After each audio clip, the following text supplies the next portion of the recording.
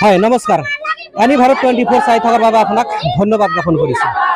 মই আজি এতিয়া উপস্থিত আছোঁ গোলগঞ্জ সমষ্টিৰ অন্তৰ্গত এটি হৈছে বৰৱালা চৰ। এই যি পঞ্চায়তৰ যে ডিলিমিটেশ্যন সেই ডিলিমিটেশ্যন এতিয়া কৰ্তন কৰি এতিয়া দেখা গৈছে যে পাগলাহাট এতিয়া অন্তৰ্ভুক্ত কৰিছে। এই সম্পৰ্কে ইয়াতে উপস্থিত থকা মানুহ আছে, সেই সকলো ব্যক্তিৰ লগত মই কথা পাতিবলৈ মই যত্ন কৰিম। আন্দোলন কৰিব লগা হৈছে, কি কয় এতিয়া? আমি ক'বলৈ ওলাইছোঁ কাৰণ আমাৰ এই উত্তৰ মজাগধৰ গাঁও পঞ্চায়তত ৭,০১৭টা ভোট থকা সত্ত্বেও পঞ্চায়ত সীমা নিৰ্ধাৰণৰ ক্ষেত্ৰত আমাৰ আঠগৈটা এইটো সোণাখুলি গাঁও পঞ্চায়তত পেলাইছে, মৰাগদাধৰটো বটেহাট গাঁও পঞ্চায়ত পেলাইছে আৰু বৰৱালা চৰটো কাটি পাগলাহাটত পেলাইছে।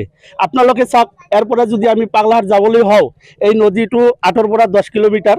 কিন্তু দুৰ্ভাগ্যজনক কথা, এই বৰৱালা চৰৰ যিটো নাটাবাৰী ঘাট আছিল আজিৰ পৰা ৮-১০ বছৰ আগত চৰকাৰীভাৱে টেণ্ডাৰ বন্ধ আছে।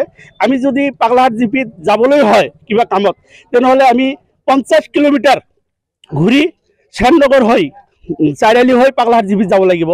আৰু যদি আমি লৌখাদি পাৰ হওঁ তেনেহ'লে তামাহাট বা কুমাৰগঞ্জ হৈ পাৰ হৈ যাব লাগিব। সেইকাৰণে আমি চৰকাৰৰ ওচৰত দাবী জনাইছোঁ, আমাৰ বৰৱালা চৰ এই 10 নম্বৰ ৱাৰ্ডটো কাটি আমাৰ ইফালে পাগলাহাট বটেহাট গাঁও পঞ্চায়ত আছে তাতে অন্তৰ্ভুক্ত কৰিব লাগে। সেই দাবী লৈ আমি আজি ইয়াতে সকলো ভোটাৰ আমি একগোট হৈছোঁ। হয়, ইয়াতে দেখা গৈছে যে হাজাৰ হাজাৰ ক'লেও হয়তো ভুল নহ'ব, ইয়াতে শ পুৰুষ মহিলা এতিয়া আন্দোলন কৰিব লগা হৈছে। আৰু ইয়াতে স্থানীয় ব্যক্তি আছে, সেই ব্যক্তিৰ লগত মই কথা পাতিবলৈ মই যত্ন কৰিম। হয়, দেখা গৈছে আপোনালোকে আন্দোলন কৰিছে, কি ক'ব?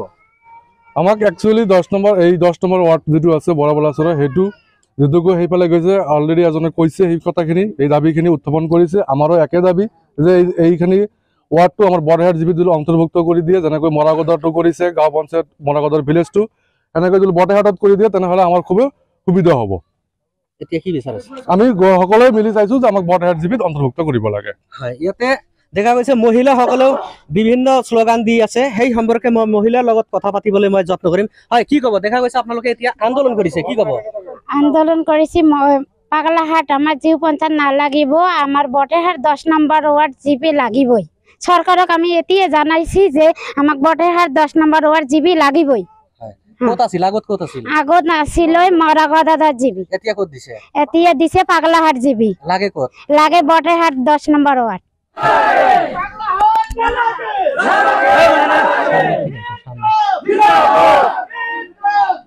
অভিনয় কৰাৰ হেঁপাহ আপুনিও পঢ়ি ৰাখিছে নেকি? আপোনাৰ অভিনয় কৰাৰ অভিজ্ঞতা নাই? কোনো কথা নাই, আপোনাৰ বাবে আহিছে সোণালী সুযোগ। 29 ছেপ্টেম্বৰত দিনৰ 9 বজাৰ পৰা নিশা 8 বজালৈ বলিউড তথা হলিউডৰ চিনেমাৰ বাবে অডিশ্যন হ'বলৈ গৈ আছে গুৱাহাটীৰ কাহিলীপাৰাস্থিত জ্যোতি চিত্ৰবনত। 5 বছৰ বয়সৰ পৰা 17 বছৰ ব্যক্তিয়ে কৰিব পাৰিব অংশগ্ৰহণ। পঞ্জীয়ন হ'ব বিনামূলীয়া, নিৰ্দিষ্ট ৱেবছাইটত কৰিব পাৰিব আবেদন।